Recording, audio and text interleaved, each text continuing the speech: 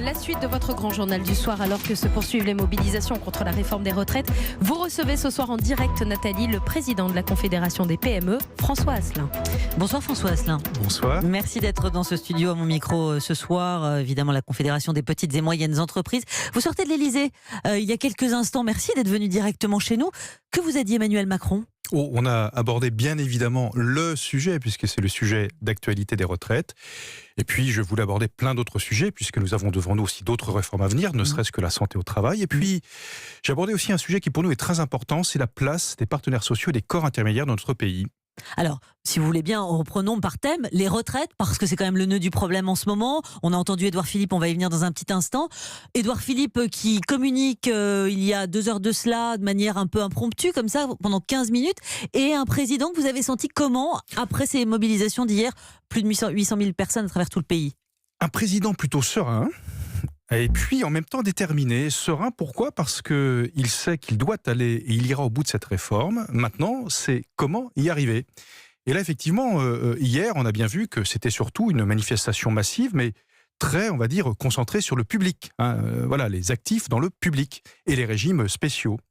Il ne faudrait pas, politiquement pour lui, que viennent s'agglomérer d'autres catégories d'actifs qui sont inquiets aussi de cette réforme. Donc il faut rassurer ces actifs, puisqu'il y a des éléments quand même positif dans cette réforme. Imaginez par exemple qu'un agriculteur aujourd'hui a une retraite moyenne de 780 €. Demain, c'est 1 000 €. Effectivement, voilà. Il y a à la des hausse. Carrières longues qui seront pris en compte. Donc vous nous dites là, ça y est, vous êtes en tout cas rangé du côté de l'exécutif. Vous signez entre guillemets un chèque en blanc pour cette réforme des retraites. Il ne s'agit pas de signer un chèque en blanc parce que maintenant, il faut savoir comment le gouvernement, l'exécutif, va sortir de cette affaire de blocage. C'est-à-dire qu'il ne faudrait pas que cette réforme soit universel pour certains et exceptionnel pour d'autres. Mais c'est ce qui tend à l'être, puisque regardez, on a déjà envoyé une lettre aux policiers, Christophe Castaner, pour leur dire, compte tenu de la dangerosité de votre fonction, on ne change rien. Les enseignants, on va revaloriser vos salaires parce qu'il ne s'agit pas que vous soyez perdants.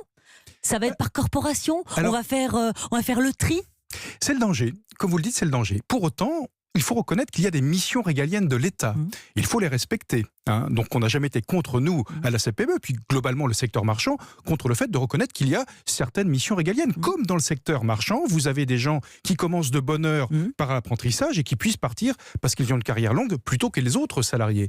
Pour autant, effectivement, il faut regarder cela de près, puisque, et c'est d'ailleurs ce que risque de faire, ce que va faire certainement le gouvernement, il va, si je puis m'exprimer ainsi, travailler par appartement. C'est-à-dire qu'il va traiter d'un côté les régimes spéciaux, SNCF, les fonctionnaires, par exemple les enseignants, parce que les sujets ne sont pas les mêmes d'une catégorie à une autre. Mais faire du cas par cas comme ça ne vous gêne pas, parce que finalement ça revient à nier l'universalité de la réforme.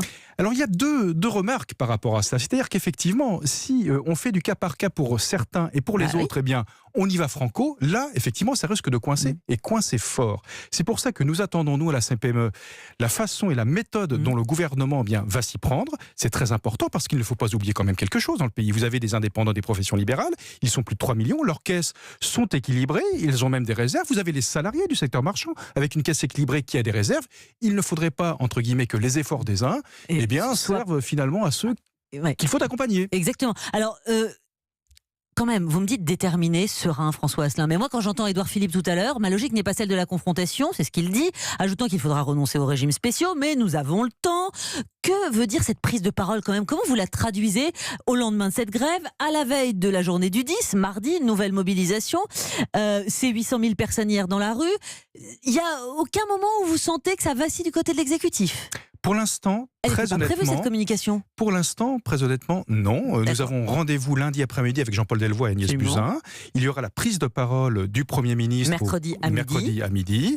Et donc, on sent que l'exécutif déroule son programme. Et il va jouer sur quoi ? Sur le temps de transition, sur la mise en application et sur le déverrouillage appartement par appartement. C'est ce que nous attendons de savoir exactement, mais qui va être concerné ? Je voudrais qu'on regarde évidemment les entreprises de près, parce que certaines ont déjà commencé à payer cher hier et vont encore payer cher ce week-end. Je parle surtout notamment des commerçants. Est-ce que vous avez déjà une première estimation du coût de ces 2 journées de grève sur l'ensemble du pays ? Alors, une journée de grève, on a réactualisé nos estimations qui dataient de 2010 pour les dernières. C'est environ 400 millions d'euros de chiffre d'affaires pour le pays. Alors, quand on parle de grands chiffres comme ça ne veut pas dire grand-chose.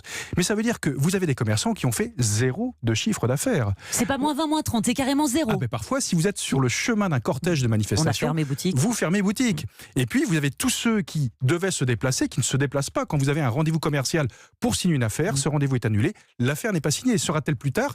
C'est une hypothèse. C'est la pas sûr. région Île-de-France qui a payé le plus lourd tribut hier. Oui, globalement, l'impact est surtout sur la région parisienne et Île-de-France. C'est environ la moitié de cette somme, environ 200 millions d'euros, qui est impactée pour la région Île-de-France. Vous sortez donc de l'Élysée où vous avez rencontré Emmanuel Macron. Vous avez demandé ? Vous avez d'ores et déjà amorcé quelque chose, une demande dans le sens d'un soutien financier ? Oui, c'est déjà fait, puisque ce matin, nous avions une réunion téléphonique avec Agnès Pannier-Runacher, la ministre, la secrétaire d'État chargée au niveau du commerce et de l'artisanat, pour tout de suite mettre en place les cellules de suivi économique en département pour accompagner nos adhérents, artisans, commerçants, entrepreneurs, qui pourraient être impactés par ces jours de grève. C'est tout simplement parfois actionner un moratoire au niveau de l'URSSAF, au niveau de la DGFiP, pour éviter que ça soit une double peine. Mais ça, c'est du long terme. Enfin, du moyen ou long terme, c'est de l'administratif. C'est pas un soutien financier, c'est pas sonnant et trébuchant là demain. Mais vous savez, le problème, c'est que certains de nos adhérents sont sortis rincés d'il y a un an de la période des Gilets jaunes. Et je peux vous dire qu'ils sont extrêmement fragiles. Donc, d'éviter de pouvoir, entre guillemets, payer l'URSSAF ou de décaler une échéance de la DGFiP, des impôts, ça peut leur sauver la mise. Donc aujourd'hui, ça vous contente ? Pour l'instant, à ce stade, parce que, bien sûr, mais pour autant, si vous voulez, ça ne remplacera pas les journées de chiffre d'affaires qui n'ont pas été faites. Et il ne faut pas oublier que ces entrepreneurs ont aussi des salariés. Et vous craignez que les choses évidemment durent, parce que mardi, bis repetita, que vous disent les entrepreneurs, que vous dit-on ?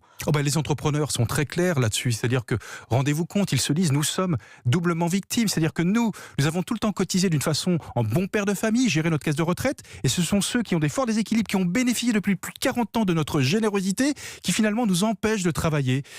Il faut faire attention à cela. Évidemment, François Asselin, on en a parlé en début d'interview, les salariés du privé, on se dit qu'ils ont été assez peu présents dans les cortèges hier. Je regardais les chiffres, 6% de grévistes chez Orange, quelques arrêts de travail dans certaines usines, Renault, chez PSA. Vous ne pensez pas que mardi, ils vont descendre plus nombreux encore dans la rue ? Vous ne craignez pas ça ? Il faut, pour éviter cela, que l'exécutif rassure sur les éléments de la réforme qui sont quand même positifs pour les salariés du secteur marchand, du privé. Et il y en a, je vous parlais des carrières longues, ça va être conservé, c'est important. Quand vous avez une carrière qui est aussi séquencée, qui est hachée, lorsque vous changez plusieurs fois de métier, vous avez des périodes de chômage. Aujourd'hui, par exemple, vous avez des trimestres qui ne sont pas comptés. Demain, toute cotisation ouvrira des droits à la retraite. Donc c'est des éléments plutôt positifs. Pour autant, et nous le savons tous, nous n'avons pas tous les éléments de cette réforme, donc c'est extrêmement dur d'adapter, enfin de parler d'une simulation claire entre avant et après. Mais quand même, vous dites oui, plus ou moins oui, si je vous entends, mais le système à point, il n'y a aucune garantie de pension, on partira plus tard avec moins. Même pour les salariés du privé, ça va être compliqué, puisque ça concerne tous les salariés, les petits patrons qui ont du mal aujourd'hui à joindre les deux bouts. C'est aussi une réalité, c'est pas uniquement les fonctionnaires et les salariés du public. On est bien d'accord, mais est-ce qu'aujourd'hui, dans le système actuel, on a une garantie de pension ? Pas plus. Regardez la GIRC-ARCO. C'est la caisse complémentaire obligatoire des salariés. Eh bien, il y a 2 ans, les partenaires sociaux ont signé un accord en mettant en place, écoutez-moi bien, l'âge pivot sur les régimes complémentaires de retraite, ce qu'ils n'acceptent pas sur le régime général. Pourquoi ? Parce que si on n'avait pas cette mesure de décalage dans le temps de sa prise de retraite, eh bien, il fallait baisser les pensions. Donc aujourd'hui, les pensions ne sont pas plus garanties que demain. Pour autant, il faut raccrocher tout le monde à un principe essentiel que nous connaissons nous tous, chefs d'entreprise, c'est la réalité. François Asselin, merci beaucoup d'être venu ce soir à mon micro. Vous avez rencontré Emmanuel Macron tout à l'heure, vous nous l'avez décrit, serein et déterminé. On attend mercredi, maintenant les détails avec Édouard Philippe. Merci à vous.